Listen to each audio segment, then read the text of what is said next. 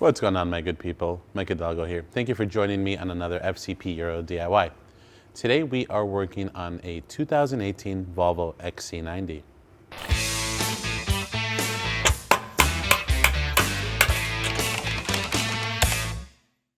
Today on the XC90, we are going to be covering how to replace your tie rods. This kit is available to buy on fcpro.com and includes everything you need to do this DIY. We have a new set of bellows, clamps, inner and outer tie rods, and the hardware needed as well. Believe it or not, these are probably one of the most hard-working things on your vehicle aside from the engine and transmission. Every single time you turn your steering wheel or put any sort of input into it, these are working. And what happens over time is the axial joint on the inner tie rod and the ball joint end on the outer tie rod wear out over time, causing slop in the steering. If you ever go to an alignment shop and you hear, "We can't align your vehicle, your tie rods are frozen," what that typically means is the inner and the outer have become one, not allowing them to adjust the length between the two pieces. That's what sets your alignment on your car. So we'll show you how to avoid that as well. Another reason why you may consider this is simply damage. Maybe you hit a curb or a large pothole. It is possible to bend these as well as break them, especially since they are two pieces. So just something to keep in mind. Otherwise, they might last you anywhere from 80 to 100,000 miles, maybe a little bit more if you drive on really nice roads, a little bit less if you're on an aggressive terrain. But before we get into it though, let's take a look at some of the tools we're gonna need for this DIY. For this DIY, we're going to start off with some calipers. These are just to help us kind of set ourselves up for success with the new tie rod so that we have sort of an alignment that we can drive with to get to the alignment shop, as you're going to need that once you install these. We have a 1/2-inch torque wrench. We have a 3/8 ratchet, a 17 and an 18 mil wrench. The 18 is ratcheting. It's just going to help speed up some of the hardware install. We have an 18 millimeter socket, a T40. That's going to be our counter hold for the tie rod ends.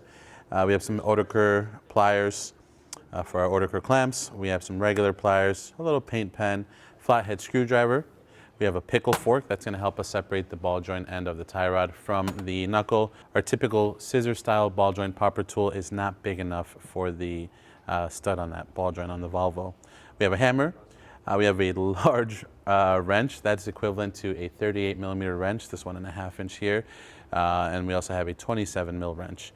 If you don't have a large wrench like this, a large set of adjustables will also help you get the inner tie rod end off. We have an electric impact tool. We have some paste for our threads. That's going to keep us, or that's going to help us prevent our tie rods from seizing together in the long run. And not pictured here, but needed if you don't already have wheels off, is going to be a 19 millimeter socket for your lug bolts. Now with that, let's go ahead and get started. We're going to start with removing our 5 19 millimeter lug bolts. Just make sure you brace the wheel for the last one, as there's no studs that are going to hold it on. And for what it's worth mentioning that the steps are going to be identical for the driver's side.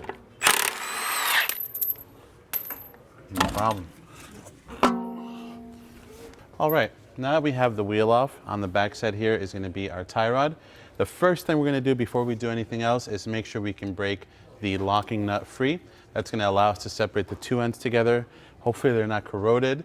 We've done newer cars where we've had to cut the tie rod ends off because they are just so seized. They are frozen. They are unserviceable. So we'll get our wrench. We already have some penetrating fluid soaking on there. We'll make sure that breaks free, and then we'll go from there. All right, before we take anything apart, the first step is going to be just to help you get to the alignment shop, taking notice of what your alignment is set to currently. So for the passenger side, for the way I'm going to do it, I'm going to take a measurement from the last thread, essentially, up against the locking nut. And I'm going to take that measurement. This was what I had, 5.57 millimeters. I just wrote it on the arm so I don't forget.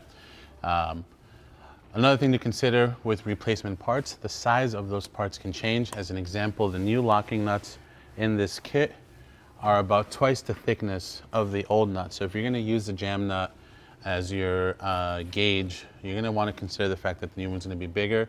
So that's going to push out the outer tie rod a bit. In this case, I think I'm going to reuse the old locking nut if they're in good shape. There should be nothing wrong with them, just so that my measurements stay the same. Otherwise, you can measure this, measure that, subtract the difference. The other thing you can do is count threads, but again, if the hardware's changing sizes, just make sure you account for that. Now we're gonna grab our 27mm wrench. We've been soaking this already. Let's try to break this baby free. Yes, this is a rarity. Last car we did was a 2020 and these were completely frozen. All right, that's awesome. We're gonna, this is not really gonna spin, that's okay. Curious to see if we can spin the outer tie rod free from the inner tie rod. 17mm wrench. Oh yeah, that's exactly what you want to see. Those two being free right there, not only is it important to free up the lock nut, but having this inner be free from the outer, it's going to allow you to just unscrew the outer when you're done. All right, let's get a little bit more eye level with the 18 locking nut on here. We'll show you a couple ways that you can work on getting that off. Here's the next look at our 18mm nut that we're going to be dealing with. If you don't have an impact, we're going to use an impact to break it free first. You can do the standard method, which is going to be your 18mm wrench, right? Like I said, it's going to be your 18mm wrench and your T40 to counterhold. Another thing to consider, maybe you don't have a T40. What you can try is putting some pressure on the bottom side of the ball joint, so with a floor jack or a screw jack if you're on the lift, press this up, that way the tapered end bites into the knuckle and then it keeps the ball joint from spinning so you can release your nut. Same thing when you're installing everything. If you don't have a T40 to counterhold, putting some weight on the tapered end will keep it from spinning and then you can tighten down your hardware. We're going to zap this with the 18mm socket first on the impact just to see if it's already stuck enough where it'll come out. And if it starts to spin the ball joint, then we'll stop and we'll counterhold. But regardless, this will break the initial seal of the nut anyways. Right, so in this case, we got pretty lucky. It's probably never been out before, which is why it was stuck in there enough to keep the ball joint from spinning. A couple other ways you can approach this now. If you're going to remove it with just a hammer, make sure you thread the nut on a few times, enough so that one, you don't mushroom the head of the tie rod. Worst case scenario, you need to reinstall it for some reason. And two, you can still work on removing the nut after the fact. You don't want to mushroom it altogether. From experience, that's going to take a long time. I don't want to risk damaging the knuckle here either. So we're going to remove this nut and we're going to use our pickle fork just because these are pretty well stuck in here. Of course, you can try some heat, but just be mindful that you shoot it away from your sensor and your wheel bearing, your sensor wiring and your wheel bearing, so you don't risk damaging any of that. We're going to get a little bit more eye level with it, get our pickle fork situated, and we'll show you how to free that up. We're going to take a pickle fork, get this baby situated, right like so. This one's in really bad shape. The forks really aren't straight anymore, so it makes it a little bit harder to work with, but nonetheless, we're going to get this baby started. As it starts to bite, we're just going to work on hitting that with our hammer, and then just look for it to pop and drop down. If you're worried about this whole assembly swinging, or maybe, I don't know, you have a second set of hands in the worst spot possible, thread the nut on a little bit so that it doesn't fully drop on you. Once we separate this end from the inner tie rod, we'll take it to the vise and free up the tool. I don't want to hit this with a hammer and put strain on the rack for no reason. All right, with that off, we'll work the locking nut off, we'll work our clamp off and go from there. 27mm nut, we should be able to just thread this baby off. And I am going to reuse this one because it's nice and thin. And it'll keep my measurements where they need to be. These might have been oiled from the factory, which is nice, which is why they have come undone.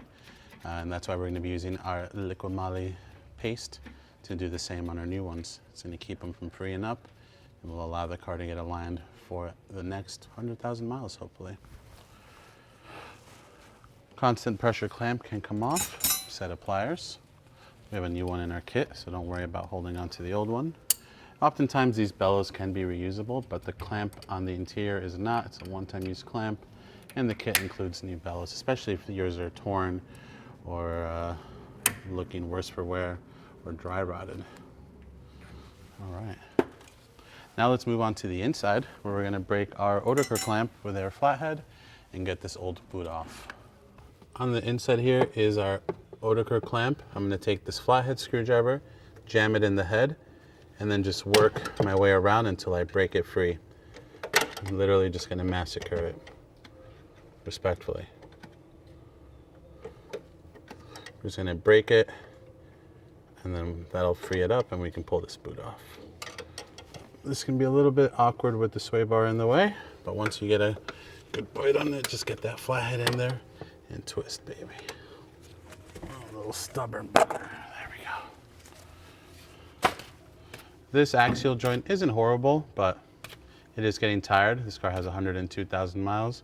It's in pretty decent shape. It's a great time to take a look at the rack, make sure there's no oil or abscesses of, like this grease here is normal, this is factory. They use it on the outside of the rack to help seal the boot from the elements, or to help seal the inside of the rack from the elements with the boot. But if you saw any discoloration or oxidation, that would be a problem. All right, this is the inside of our inner ball joint, inner tie rod. We're now going to grab our large 38 millimeter wrench, and we're going to break this baby free.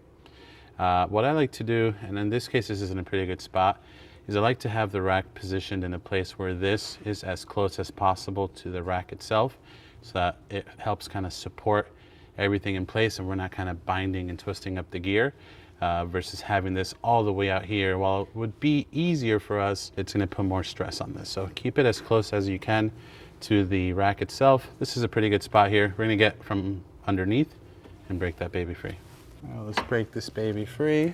Once we get a good bite on there, just, oh yeah, there we go. Once we break it free, it'll come right out. All right, let's set this to the side. Let's get our new one ready to rock. Thread in our new inner tie rod.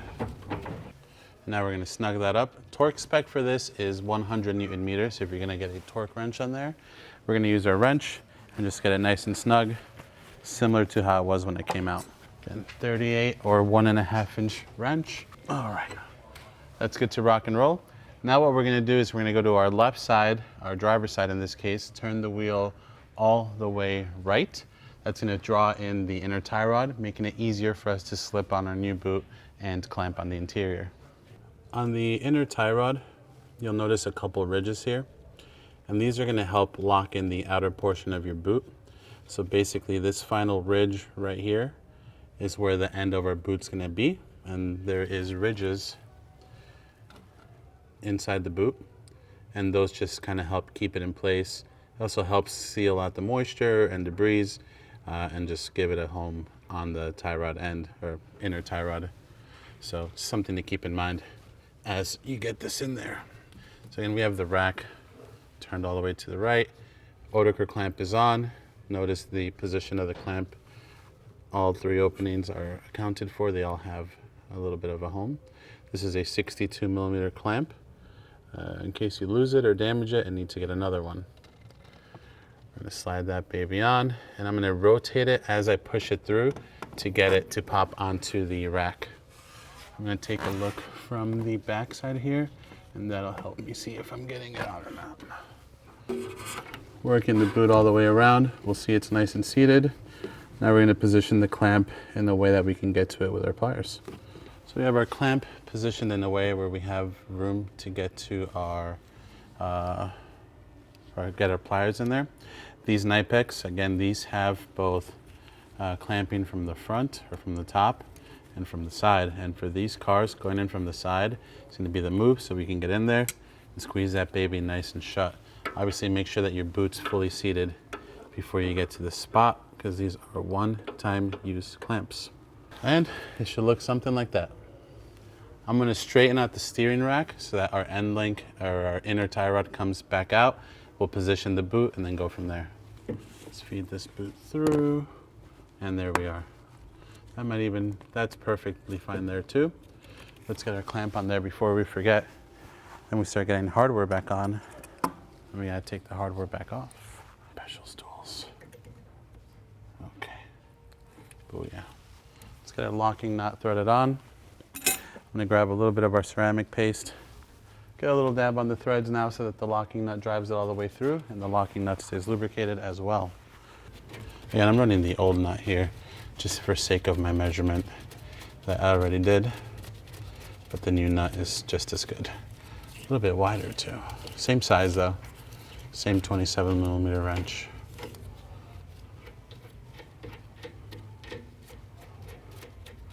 right, I'm going to set my distance with my caliper right now while I have nothing else in my way.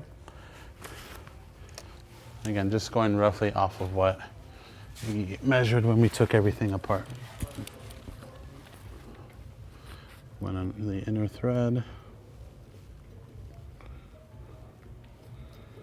All right, that was 5.57 millimeters. That's going to be about right there for us. Now we'll get the outer tie rod. We're going to goop up the inside like so with our Liquid ceramic paste. And that's going to keep this inside coated and keep it from hopefully seizing to our outer tie rod in the next 100,000 miles. Make sure that you're installing the correct side. These are left hand, right hand specific. In this case, we are the right hand, and these Lem Porter units also say RH on them, which is nice, right hand.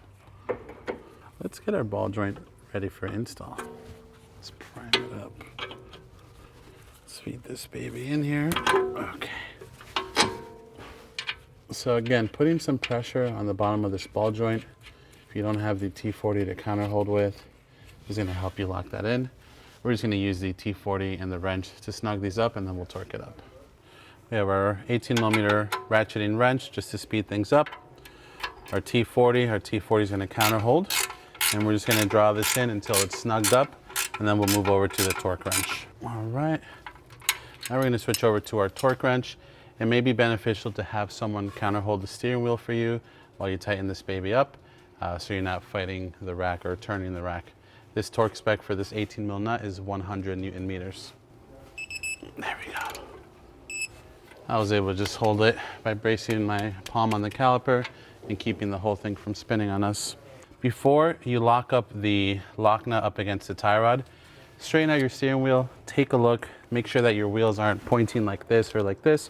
Get them kind of semi-straight. Again, it's not going to be perfect at all, but it'll help get you to the alignment shop. All right, once I do that, I'm just going to snug this nut up.